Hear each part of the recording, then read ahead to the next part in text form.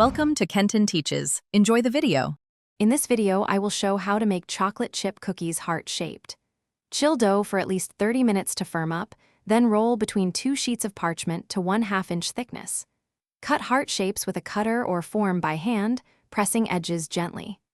Add extra chips on top for visual appeal, then bake until edges are light golden and centers are set, cooling briefly before serving.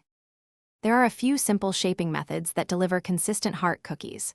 Use a small heart cutter on chilled dough for quick, uniform pieces, or roll larger portions and press 2 teardrop shapes together, smoothing the seam with your thumb.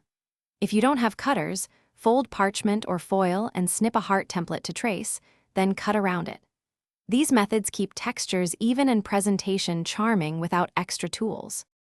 Keep decorations simple so the heart shape stays obvious and delightful. Press a few extra chocolate chips into each cookie top right before baking so they melt visibly and define the heart. Once fully cooled, dust lightly with powdered sugar or drizzle with melted chocolate in a thin zigzag for contrast.